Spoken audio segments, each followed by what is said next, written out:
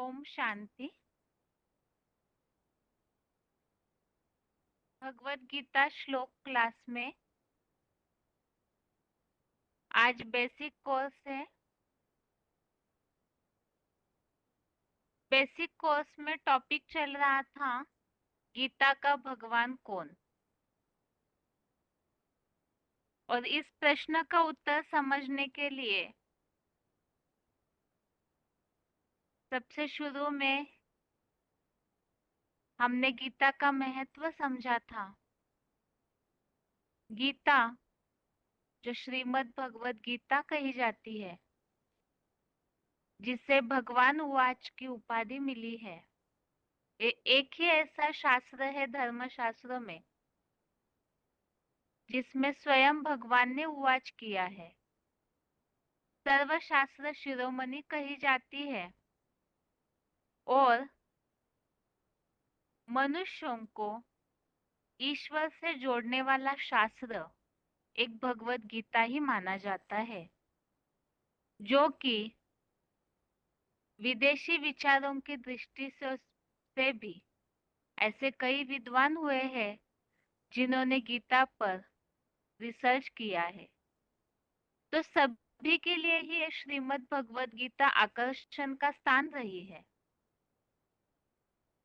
मनुष्यों को ईश्वर से जोड़ने का सामर्थ्य रखने वाली श्रीमद् भगवत गीता इतनी शक्तिशाली होने पर, इतना प्रभावशाली, इतनी महिमा होते हुए भी जो आज की वर्तमान पीढ़ी है उस पर उन श्रीमद् भगवत गीता का जो असर दिखना चाहिए वो न दिखने का कारण भी हमने समझा। इसका कारण मूल तो है श्रीमद् भगवत गीता की बनी हुई अनेक प्रकार की टीकाएं, जिसमें कई मनुष्यों ने अपने तौर तरीके से गीता की जो टीकाएं की है, तो इसके कारण जो नुकसान हुआ है, जो प्रभाव बदल गया है, इसके लिए जैसे हमने उदाहरण समझा था, भरे हुए दूध दूध के घड़े में एक बूंद भी अगर विष का पड़ जाए तो सारा विष हो जाता है। तो इसी तरह से गीता की टीकाओं के कारण उसका वर्तमान पीढ़ी पर, समाज पर जो प्रभाव दिखने में आना चाहिए वो नहीं दिख रहा है। इसके साथ साथ ही आज का समाज जो नास्तिक बनते हुए नजर आ रहा है, उसका कारण भी हमने समझा। आज यदि किसी को भी पूछे कि भगवान कौन है, उनका कर्तव्य क्या है, तो कोई इस बात को अहमियत देना ही नहीं चाहते हैं। इसका भी कारण हमने समझा कि विज्ञान के जो साधन है, आज जो साइंस बढ़ता हुआ नजर आ रहा है, तो उसके चलते अल्पकालीन जो क्षणभंगुर सुख है, तो उसी में ही मनुष्य आज उलझ रहा है और इसी के कारण आध्यात्मिकता से दूर हो रहा है। और ऐसे होने का कारण भी ये है, शास्त्रों में जो वैरायटी बातें, विशेषकर जैसे हमने गीता की टीकाओं के लिए ही समझा कि उसमें जो भी बातें निकली, तो मनुष्यों को सही समाधान न मिलने के कारण कोई भी बात का नास्तिकता की ओर बढ़ गए। इसका प्रभाव इसका प्रभाव है आज के समाज में जो दिखती हुई हालात है। वो हालात क्या है? तो हालात यही है, अधर्म और दुर्गति। और इसका कारण गीता की जो टीकाएं हुई उसमें है तो श्रीमद् भगवत गीता भगवान वाच कही जाती है, लेकिन गीता की टीकाओं के कारण मनुष्यों ने उसमें जो अपने मत मतांतर मिक्स किए, उसके कारण अधर्म फैल गया।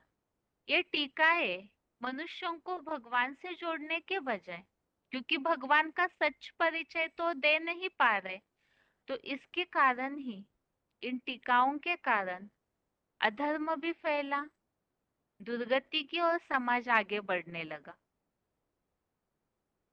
और भगवान को वास्तविक रीति से कोई पहचान ही नहीं पाए। अब इन सब बातों का समाधान क्या है? इस बात को, इस प्रश्न को आज के क्लास में समझते हैं।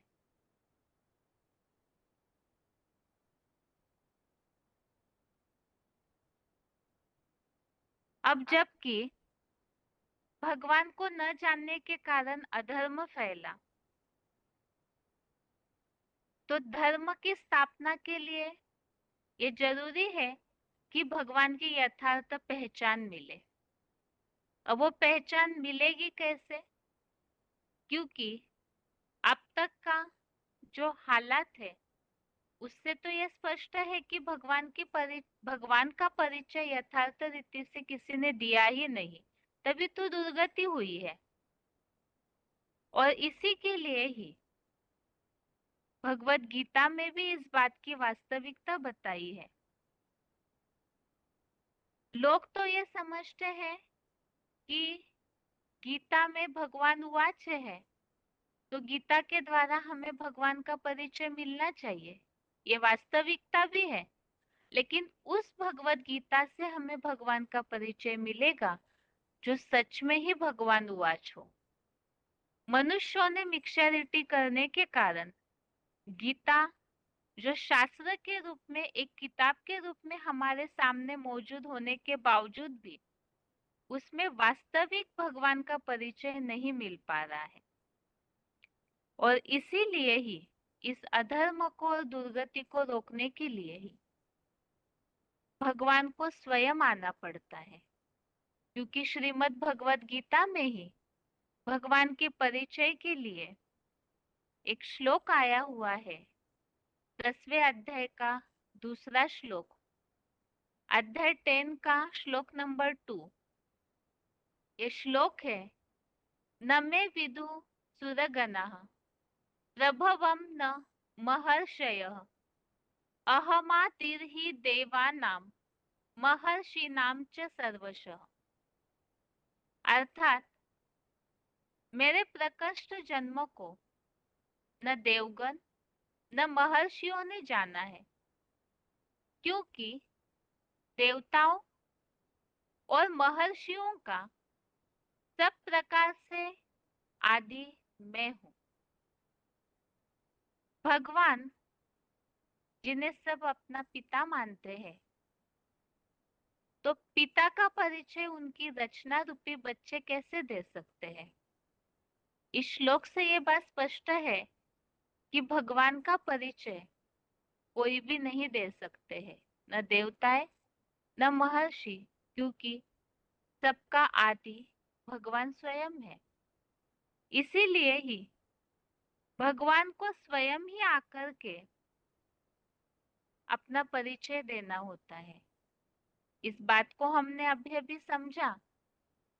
जब तक भगवान का परिचय वास्तविक न मिले, भगवान को न पहचानने के कारण अधर्म फैल गया, दुर्गति हो गई, तो भगवान को पहचानना ही वास्तव में सत धर्म है, सच्चा धर्म है। और जिस धर्म स्थापना से ही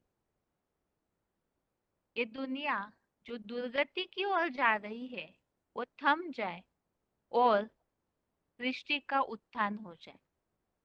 तो इस धर्म स्थापना के लिए भगवान इस सृष्टि पर स्वयं आते हैं और वो स्वयं ही अपना परिचय देते हैं। क्योंकि भगवान का परिचय देने के लिए, जैसे अभी के श्लोक में हमने देखा, कोई भी समर्थ नहीं, क्योंकि भगवान स्वयं ही सबका आदि है। भगवान स्वयं अपना परिचय देते हैं, इस बात के लिए भी भगवत गीता में श्लोक आया हुआ है, 10वें अध्याय का 15वां श्लोक, अध्याय 10 श्लोक नंबर 15। श्लोक है, स्वयमेवात्मनात्मानं वेत्थ त्वं पुरुषोत्तम भूत भावन भूतेश देव देव जगतपते। अर्थात तुहो में सर्वोत्तम, हे भूतों के जन्मदाता भूतेश्वर, हे देवाधिदेव जगतपति, आप स्वयं ही अपने द्वारा अपनी आत्मा के स्वरूप को जानते हो। तो इस श्लोक में जो उल्लेख है, आप स्वयं अर्थात भगवान स्वयं ही अपने द्वारा ही अपनी आत्मा के स्वरूप को जानते हैं। तो भगवान ही स्वयं अपना, वो खुद को जितना जानते हैं उतनी उनकी रचना रूपी बच्चे तो नहीं जानेंगे। तो स्वयं ही आकर के इस सृष्टि पर अपना परिचय देते हैं। तो भगवत गीता के श्लोकों के आधार से ही और भगवान जब इस सृष्टि पर आते हैं, अर्थात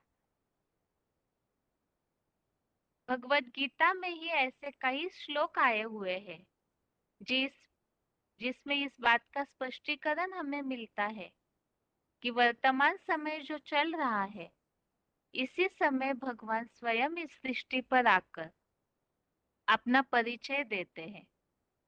तो उन्होंने अपना परिचय क्या दिया है, उसे हम समझते हैं कि भगवान अपना परिचय क्या दे रहे हैं। तो जिसके लिए सबसे पहले तो किसी का भी परिचय हम समझते हैं तो उनका रूप, नाम, धाम, अर्थात पूरी तरह से उनका हुलिया समझा जाता है। इसी तरह से भगवान का परिचय जानने के लिए भी सबसे प्रथम तो भगवान ने अपने रूप का परिचय दिया है। और रूप के परिचय के लिए ही 12वें अध्याय का तीसरा श्लोक, अध्याय 12 का श्लोक नंबर 3, इस श्लोक में, इसके पहले भी हमने इस श्लोक को देखा है। इस श्लोक में अव्यक्त इस तरह से शब्द आया हुआ है। श्लोक इस तरह से है ये, एत्वक्षरम निर्देशम अव्यक्तम पर्युपासते सर्वत्र गमचिन्त्यम च कूटस्थम अचलम ध्रुवम। तो इस श्लोक में अव्यक्त, अव्यक्त अर्थात ही जो व्यक्त न हो, अर्थात इन आंखों से दिखाई नहीं देता, तो वो व्यक्त रूप है, अव्यक्त रूप है। और इसी तरह से 8वें अध्याय का 9वां श्लोक, अध्याय 8 का श्लोक नंबर 9, इस श्लोक में उल्लेख आया है अनु रनियाम सम, अर्थात अनु से भी अति सूक्ष्म रूप है, जो कि निराकार ज्योति स्वरूप है। और इस निराकार ज्योति स्वरूप के लिए ही 13वें अध्याय का 17वां श्लोक, अध्याय 13 का श्लोक नंबर 17, इस श्लोक में उल्लेख आया हुआ है ज्योतिषामपि तज्ज्योतिः तमसः परमुच्यते ज्ञानं ज्ञेयं ज्ञानगम्यं हृदि सर्वस्य विष्टितम्। तो इस श्लोक में परम पिता के लिए उनके रूप का उल्लेख आया हुआ है कि वो ज्योति है। ज्योति अर्थात वो निराकार ज्योति स्वरूप, प्रकाश का स्वरूप, जो अणु से भी अति सूक्ष्म है। अब ऐसा जो परम पिता का रूप है अति सूक्ष्म बिंदी, अब बिंदी जो है निराकार ज्योति बिंदु अणु, वो तो आंखों से दिखाई नहीं देता है, अव्यक्त है, अर्थात तो आंखों से न दिखने वाला रूप है। तो फिर पुरातन काल से परंपराओं में पूजा के लिए ही इस ज्योति स्वरूप का रूप बड़ा बना दिया, अर्थात ही ज्योतिर्लिंग बना दिया।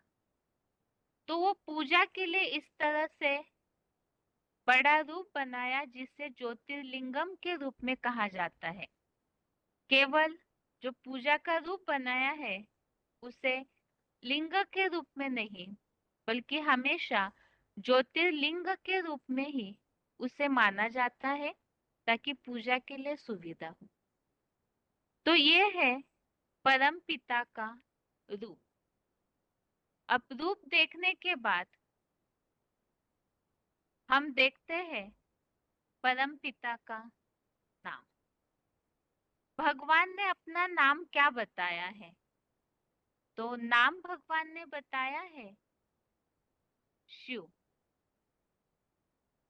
जैसे जितनी भी मनुष्य आत्माएं हैं, मनुष्य आत्माओं का जब वो शरीर धारण करते हैं तभी नाम पड़ता है शरीरों के आधार पर।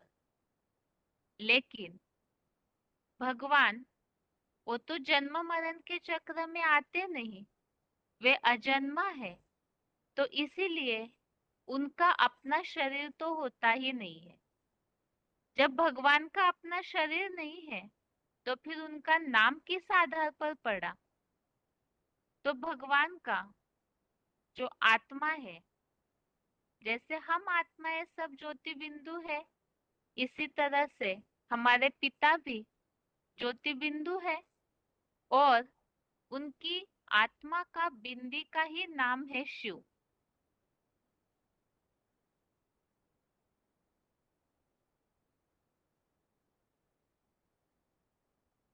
तो बिंदी का नाम शिव है, और शिव ये वास्तव में गुणवाचक और कर्तव्यवाचक नाम है।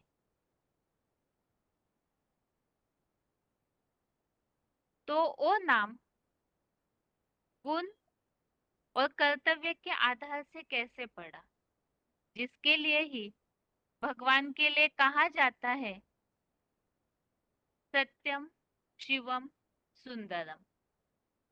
सत्यम शिवम सुंदरम अर्थात ही वो सत्य भी है, क्योंकि गॉड इज ट्रुथ कहा जाता है।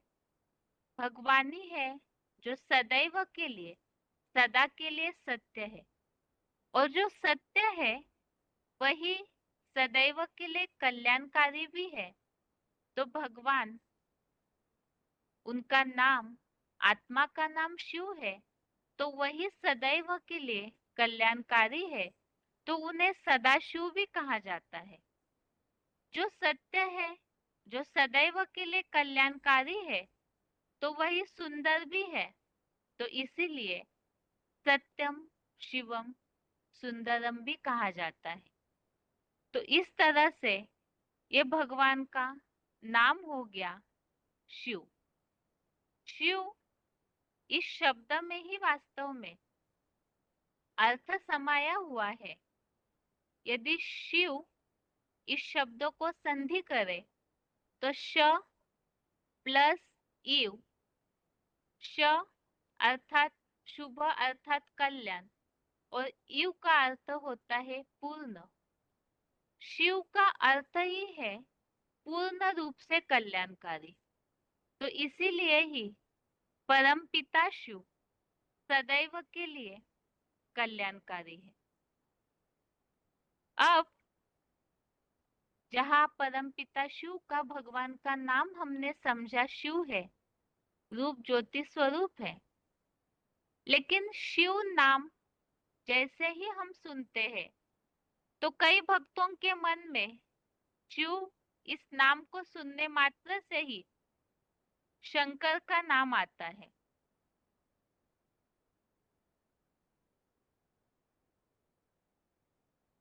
तो इसीलिए ही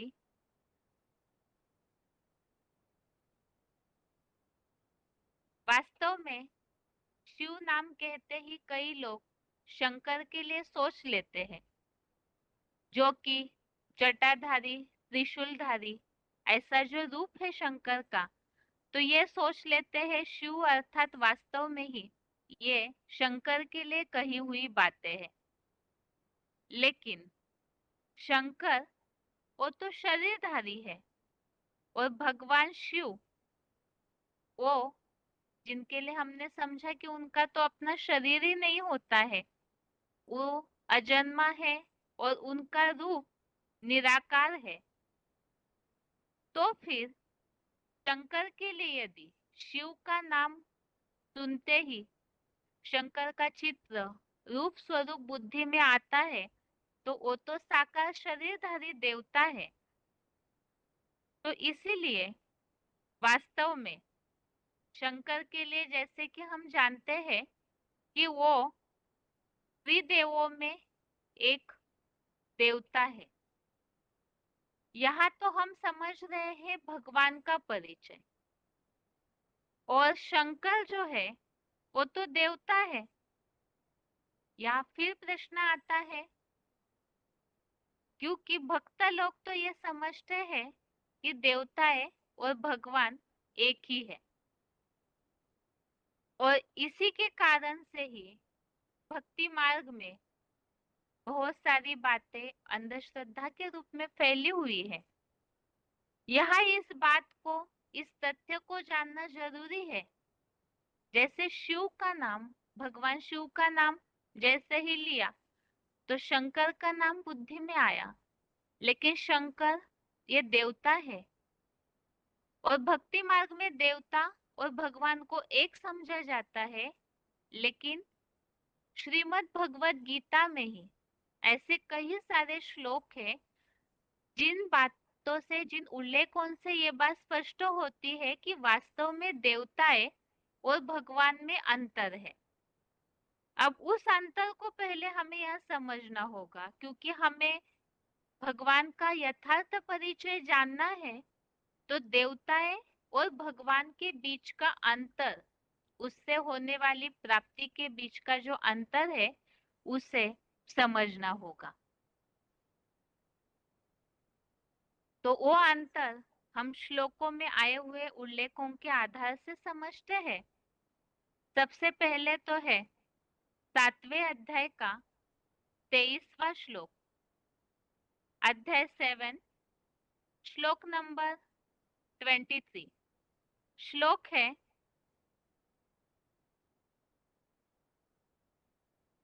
अंतवत्तु फलम तेषाम तद्भवत्यल्पमेधसाम देवान देव यजो यान्ति मद्भक्ता यान्ति मामपि। इस श्लोक में यदि हम इसके भावार्थ को समझते हैं, इस श्लोक में इस बात को स्पष्ट किया हुआ है कि वास्तव में देवताओं के भक्त और मेरे भक्त, जो उल्लेख आया देवान देव यजो यान्ति, देवताओं के भक्त जो है वो देवताओं को पाते हैं और मेरे भक्त मुझे पाते हैं। तो यहाँ यदि भगवान और देवताएं दोनों एक ही है, जैसे भक्तों में ये बात मानी जाती है, यदि दोनों एक ही है, तो यहाँ भगवत गीता में दोनों की प्राप्ति में अंतर क्यों बताया हुआ है कि देवयाजी देवात्माओं को पाते और मेरे भक्त मुझे पाते हैं। इसी तरह से 9वें अध्याय का 25वां श्लोक देखिए, अध्याय 9 का श्लोक नंबर 25। इस श्लोक में ये उल्लेख है, यान्ति देवव्रता देवान पितृन्यान्ति पितृव्रता भूतानि यान्ति भूतेज्जा यान्ति मद्या जिनोपि माम। तो इस श्लोक में भी इसके भावार्थ में इस बात का उल्लेख है कि यहाँ पर भी ये स्पष्ट किया है कि वास्तव में देवताओं के भक्त अलग है। जो उल्लेख है ये श्लोक के भावार्थ है,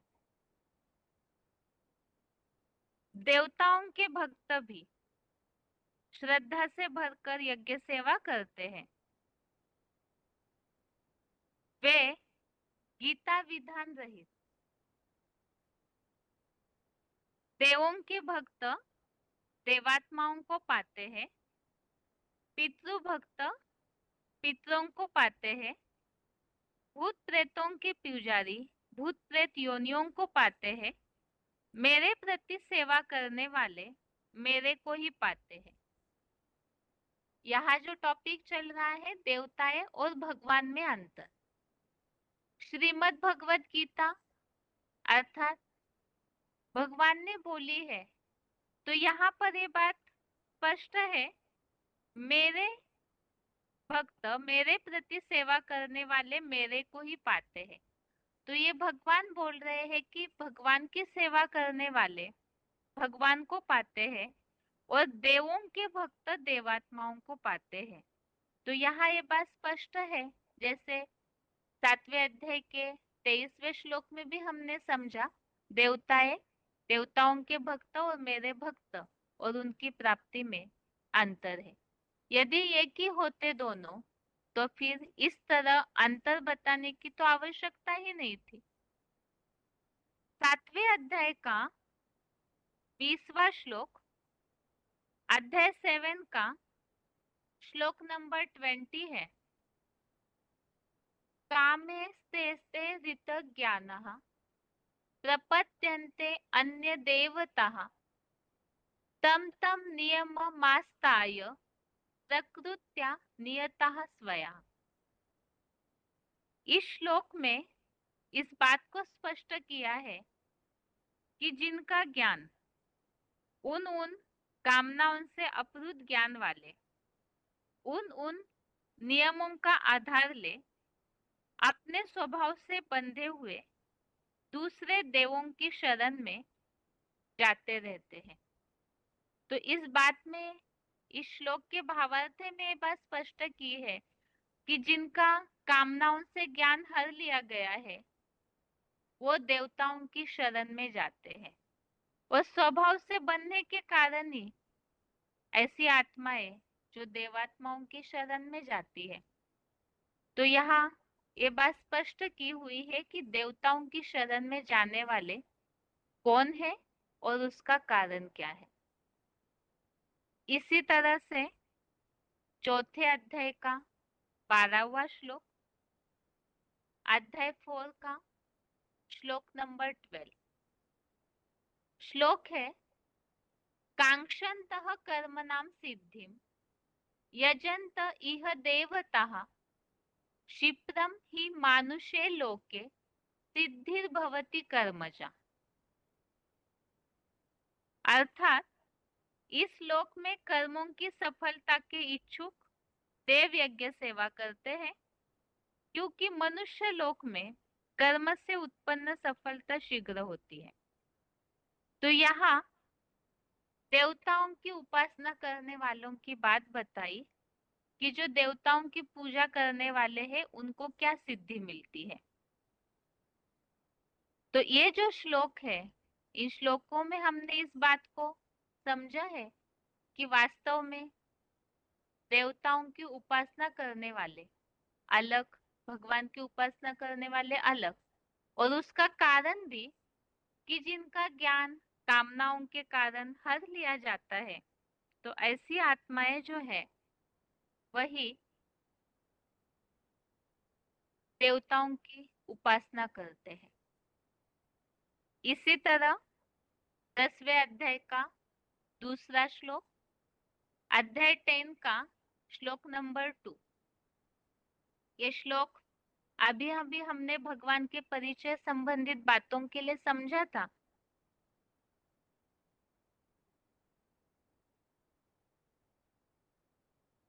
श्लोक है, न मे विदु सुरगणः प्रभवं न महर्षयः अहमादिर्हि देवानां महर्षिणां च सर्वशः। इस श्लोक में हमने इस बात को समझा था कि भगवान का परिचय कोई भी नहीं दे सकते हैं। जो श्लोक के भावार्थ में उल्लेख है, मेरे प्रकृष्ट जन्म को न देवगण न महर्षियों ने जाना है, क्योंकि देवताओं और महर्षियों का सब प्रकार से आदि मैं हूँ। तो भगवान को कोई भी नहीं जानते हैं, ये बात यहाँ स्पष्ट की है। देवताएं भी नहीं जानते हैं। यदि भगवान और देवताएं एक ही होते तो फिर यहाँ इस बात का उल्लेख क्यों आया है कि देवताएं भी मेरे जो प्रकृष्ट जन्म है उसे नहीं जानते हैं। इसी तरह से 10वें अध्याय का 14वां श्लोक, अध्याय 10 का ही श्लोक नंबर 14 है।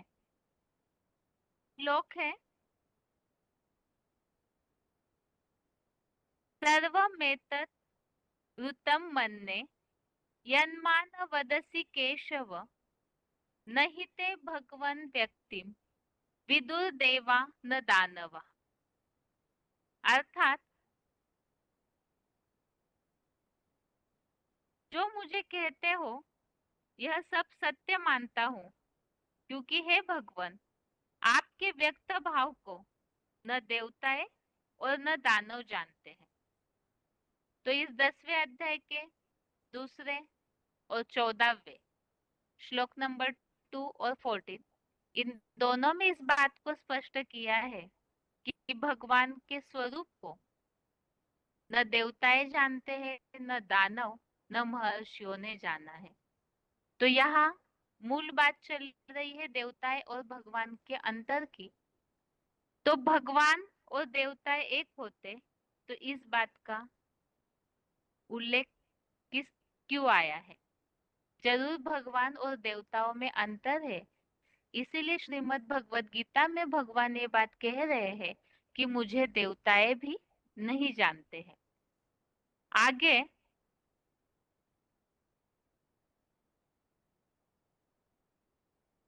9वें अध्याय का 20वां श्लोक, अध्याय 9 का श्लोक नंबर 20।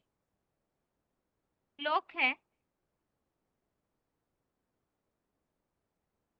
त्रैविद्या मां सोमपः पूत पापा यज्ञैरिष्ट्वा स्वर्गन्ति प्रार्थयन्ते ते पुण्यमासाद्य सुरेंद्र लोकम अश्नन्ति दिव्यान दिवि देव भोगान। अर्थात इस श्लोक में इस बात का उल्लेख आया हुआ है कि जो देवताएं हैं, श्लोक का अर्थ है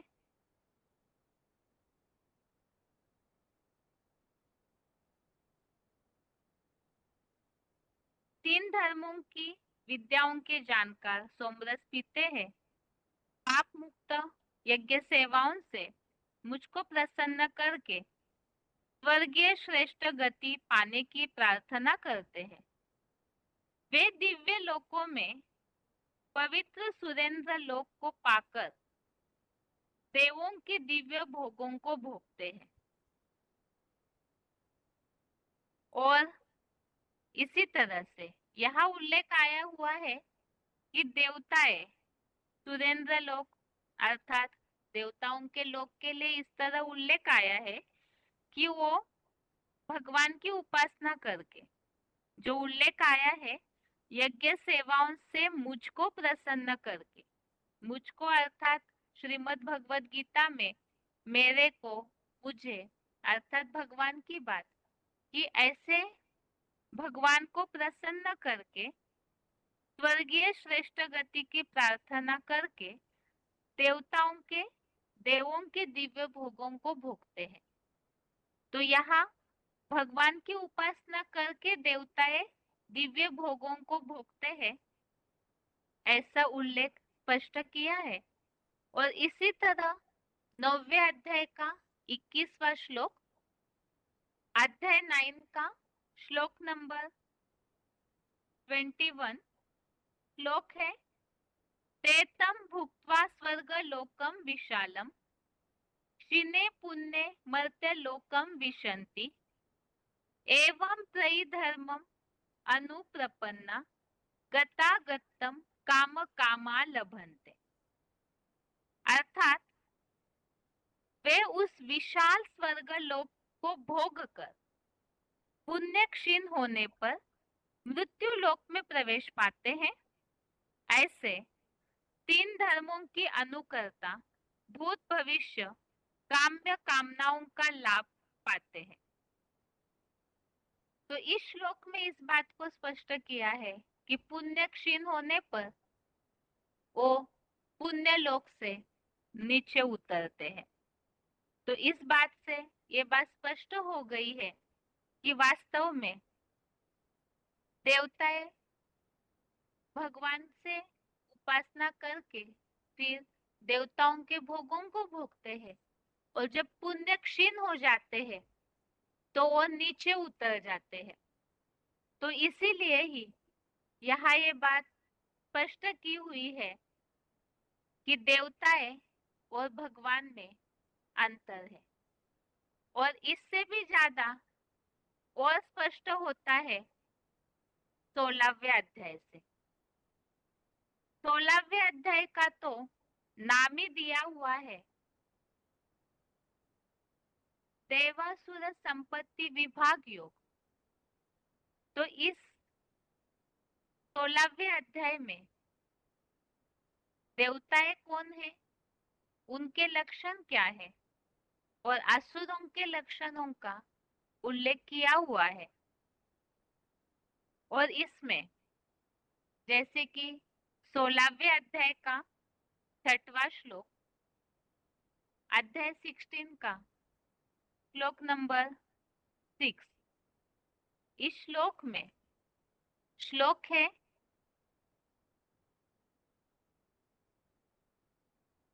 द्वभूत सर्गो लोके अस्मिन् दैव आसुर एव च दैवो विस्तर्षः प्रोक्त आसुरम पार्थ मे शृणु।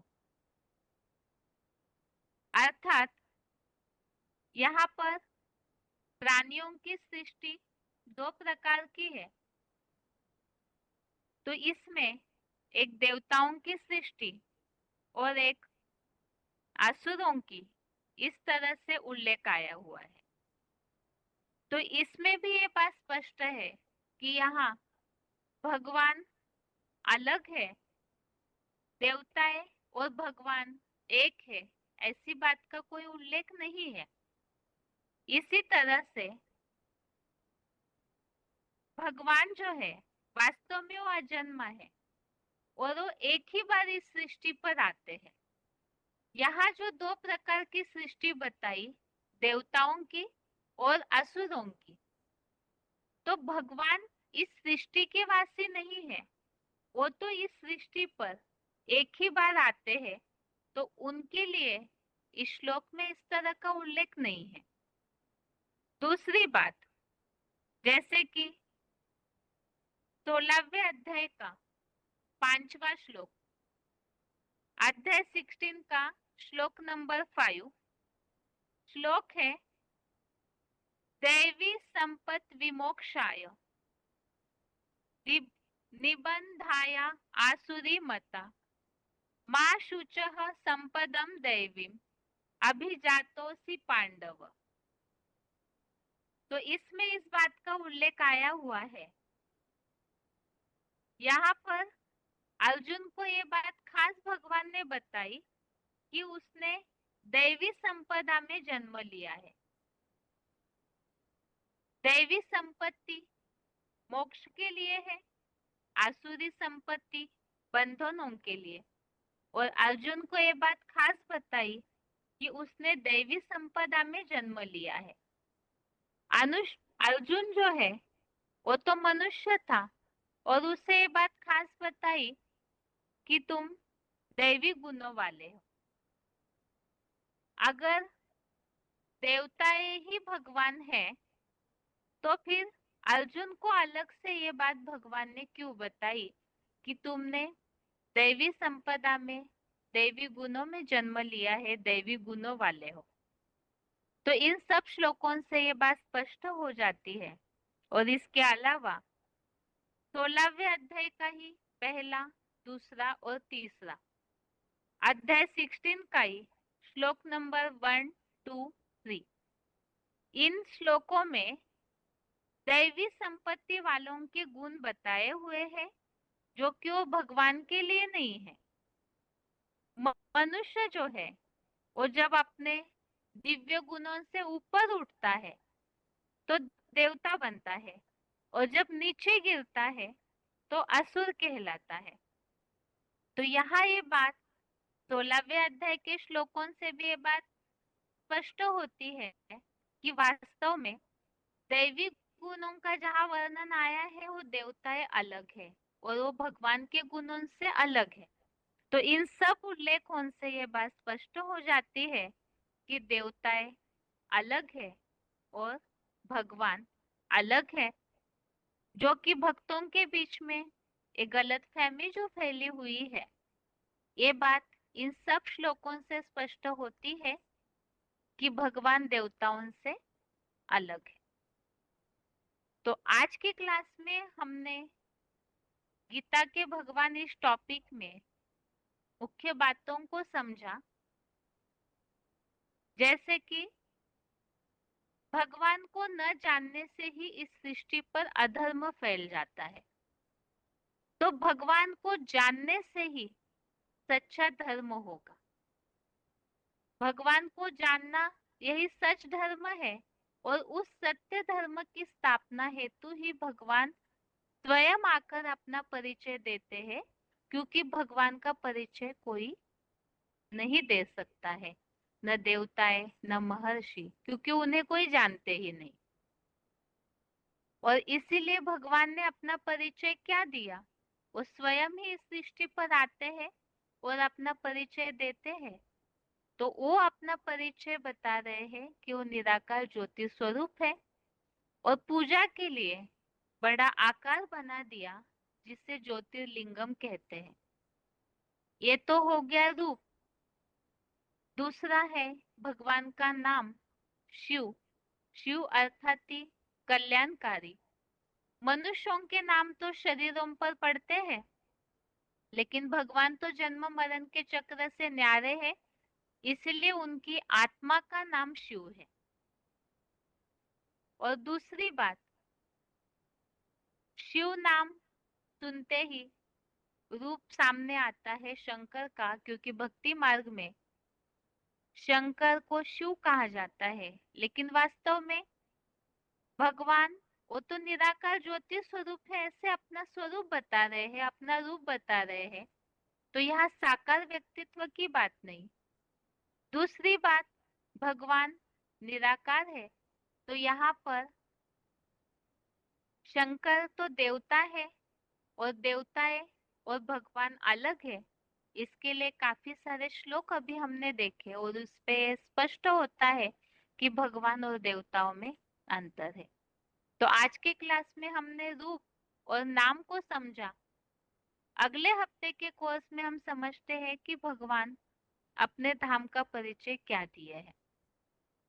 तो आज के लिए गीता के भगवान का टॉपिक यहाँ तक ही। आगे है 3 लोक के चित्र की रिवीजन। 3 लोक के चित्र में अभी तक के क्लासेस में हम इस बात को समझ चुके हैं कि वास्तव में मनुष्य जन्म दुर्लभ है। मनुष्य मनुष्य रूप में ही जन्म लेता है, तो फिर मनुष्य जन्म दुर्लभ है, ये गायन क्यों पड़ा? और इस बात को सही रीति समझने के लिए ही हम सृष्टि चक्र में मनुष्यों के जन्मों की कहानी और सृष्टि चक्र का रहस्य समझना शुरू किए थे।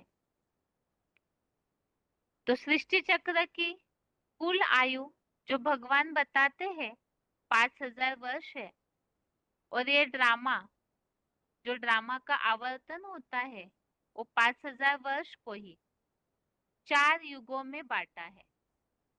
सृष्टि की हर चीज 4 अवस्थाओं से गुजरती है। इसी तरह से ये सृष्टि चक्र भी 4 युगों से प्रसारित होता है, जिसे कि सतयुग, त्रेतायुग, द्वापर युग, कलयुग। सतयुग में है सतो प्रधान अवस्था, तो इन 4 युगों को जो 4 अवस्थाओं से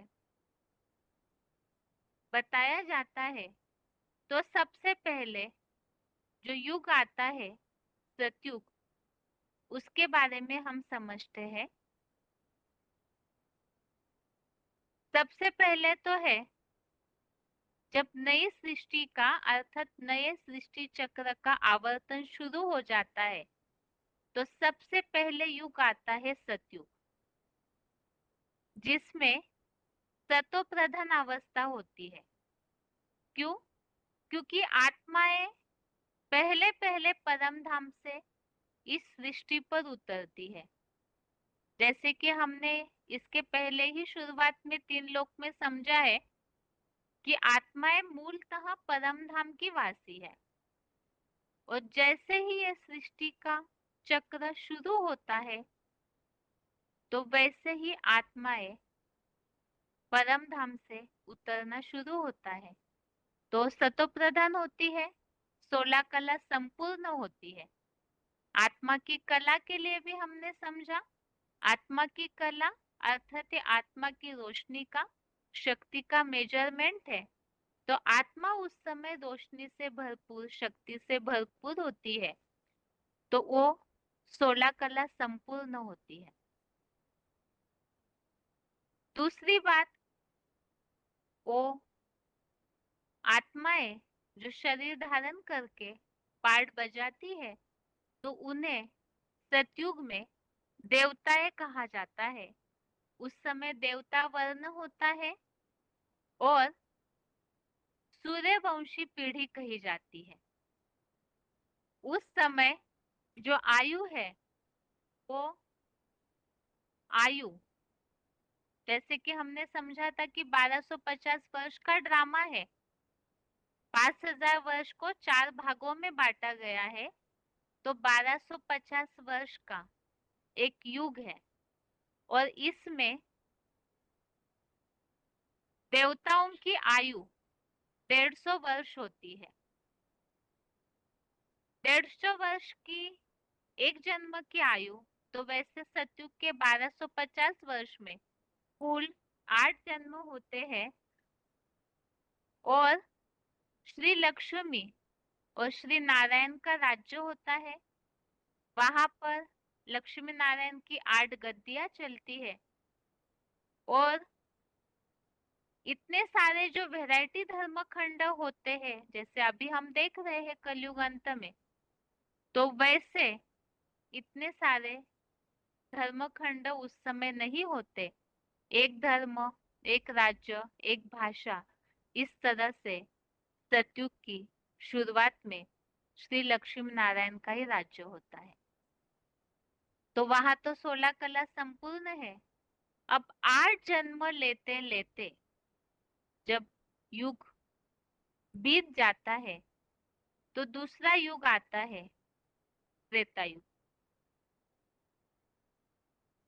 सतयुग की शुरुआत की जनसंख्या 9 लाख, और जनसंख्या जन्म जन्मांतर 8 जन्मों में बढ़ते बढ़ते 2 करोड़ हो जाती है। जब जनसंख्या बढ़ गई, परिवर्तन हो गया, तो युग बदल गया और त्रेता युग की शुरुआत हुई। त्रेता युग में जैसे सतयुग से 8 जन्म लेते लेते इस बात को हमने समझा था कि आत्मा प्रकृति के कनेक्शन में आना, यही उसके जन्म का कारण है।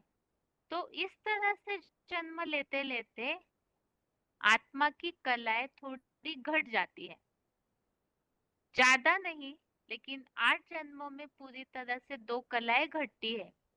तो वो 14 कला की है, तो वो भी देवात्माएं ही, लेकिन 14 कला वाले होते हैं। और त्रेता युग में 2 कला कम होने के कारण सतो सामान्य अवस्था होती है देवताओं की, और वो क्षत्रिय वर्ण कहा जाता है, जो कि चंद्रवंश कहा जाता है।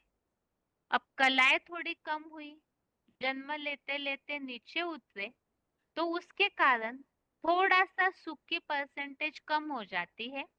लेकिन वहां भी सत्युग की तुलना में कम, लेकिन सतो सामान्य अवस्था है, तो वो भी पवित्र और निर्विकारी देवताएं ही होते हैं। और दो कलाएं कम होने के कारण आयु थोड़ी सी कम हो गई, तो 100 वर्ष की आयु होती है, और युग तो 1250 वर्ष का ही है, तो 12 जन्म होते हैं। और वहां त्रेता युग में श्री राम और सीता का राज्य होता है, जिनकी 12 गद्दियां चलती है। अब इस तरह से त्रेता की, जैसे सतयुग की अंत की आबादी 2 करोड़ है, ये जनसंख्या बढ़ते बढ़ते त्रेता युग के अंत तक जनसंख्या 9-10 करोड़ तक पहुंचती है। अब इस सतयुग और त्रेता युग, इन दोनों युगों को मिला करके क्या कहा जाता है? सतयुग में भी देवता यही है और त्रेता युग में भी देवता यही है। ये दोनों युगों को मिलकर के आत्म अभिमानी होते हैं, आत्मिक स्थिति वाले होते हैं देवताएं, तो उसके कारण वो सुखी होते हैं और वो देवताएं हैं। ये दोनों युगों को मिलकर के कहा जाता है स्वर्ग। स्वर्ग अर्थात वो स्व स्थिति में रहने वाले, आत्मिक स्थिति में रहने वाले देवताएं उसी के कारण सुखी होते हैं। और जैसे कि हमने समझा, सतयुग में श्री लक्ष्मी और नारायण का राज्य, और त्रेता युग में श्री राम और सीता का राज्य, तो दोनों युगों में एक राजा का राज्य है, एक चंद्रवंश, और सतयुग में एक सूर्यवंश। तो एक धर्म, एक राज्य, एक भाषा, और दोनों युगों में अपना अपना एक ही वंश होता है। तो सारी वसुधा ही एक कुटुंब की तरह रहती है, जिसके लिए ही कहा जाता है वसुधैव कुटुंबकम।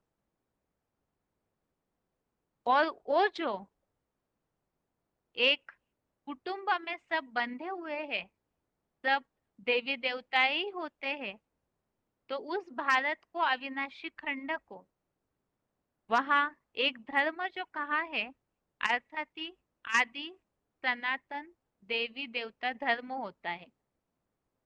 और आधा कल्प तक, जैसे कि 4 युगों का मिलकर के एक कल्प, एक ड्रामा हुआ, तो आधा कल्प अर्थात सतयुग और त्रेतायुग, 1250 मिलकर के 2500 वर्ष, और देवताओं की जो सृष्टि है वो पावन सुखमय सृष्टि ही स्वर्ग है, जो कि अद्वैतवादी होती है। क्योंकि अनेक राज्य नहीं, अनेक भाषा नहीं, अनेक धर्म नहीं, सब कुछ एक गठबंधन होने के कारण वो स्वर्ग होता है, और वो सब वहां पर सुखी होते हैं। और ये जो देवताओं का वो जो समय है, उस समय के लिए ही जो पावन सुखी जो रहते हैं, उस समय के लिए ही भगवत गीता में भी श्लोक आया हुआ है, 14वें अध्याय का 6वां अध्याय 14 का श्लोक नंबर 6 है। तत्र सत्वम निर्मलत्वात् प्रकाशकम अनामयम सुख संगेन बध्नाति ज्ञान संगेन चानघ। अर्थात हे निष्पाप, वहां निर्मल होने से ज्ञान प्रकाश व रोग रहित सत्वगुण को ज्ञान की आसक्ति द्वारा सुखासक्ति से बांधता है। तो यहाँ पर निर्मलत्वात् अर्थात तो निर्मल लोक है। निर्मल अर्थात कोई जहाँ मैल न हो, जैसे कि देवताएं पावन होते हैं, पवित्र होते हैं, तो वो जहाँ कोई मैल नहीं, क्योंकि सब आत्मिक स्थिति वाले होते हैं देवताएं, तो इस कारण से निर्मल होने से ही वो सुखासक्ति से बांधता है सब सुखी होते हैं और वो देवताओं का लोक ही निर्मल लोक कहा गया है। और इसका मूल कारण वहां स्वर्ग में कोई मेहनत करने की आवश्यकता नहीं, जो कि आज के समय में मनुष्य पतित होने के कारण बहुत ज्यादा मेहनत करनी पड़ती है, लेकिन देवताओं को ऐसी मेहनत की आवश्यकता नहीं, जिसके लिए ही तीसरे अध्याय का 17वां अध्याय 3 का श्लोक नंबर 17 है। श्लोक है, यस्तात्म रतिरेव स्यात् स्यादात्म तृप्तस्य मानव आत्मन्नेव च संतुष्ट तस्य कार्यम न विद्यते। अर्थात जो मनुष्य आत्मा में ही प्रीति वाला, आत्म तृप्त है और आत्मा में ही संतुष्ट है, उसका कोई कार्य नहीं रहता है। तो इस बात से ये बात स्पष्ट हो गई कि देवताएं पावन है, निर्मल लोक कहा जाता है, तो उस कारण रोग रहित ज्ञान प्रकाश युक्त होते हैं, तो सुख में रहते हैं। और जिसके लिए कहा है कि आत्मा में ही प्रीति वाला, आत्म तृप्त, आत्मा में ही संतुष्ट है, उसका कोई कार्य नहीं रहता। तो ये स्वर्ग के देवताओं का वर्णन ही श्रीमद् भगवत गीता में भगवान ने बताया कि देवताओं की वो दुनिया कितनी सुखी होगी कि उन्हें वहां कोई भी प्रकार की मेहनत करने की आवश्यकता नहीं है। ये तो हो गया सतयुग त्रेतायुग रूपी स्वर्ग का वर्णन। अगले हफ्ते के रिवीजन में हम देखते हैं द्वापर कलयुग और नर्क, इसके बारे में श्रीमद् भगवत गीता में क्या उल्लेख आया हुआ है। इस तरह से वे आज के दोनों टॉपिक हो गए। एक तो गीता का भगवान कौन, इसमें भगवान का नाम रूप हमने समझा, और तीन लोक के चित्र में स्वर्ग की रिवीजन। इस तरह से आज के लिए गीता क्लास यहाँ तक ही। ओम शांति।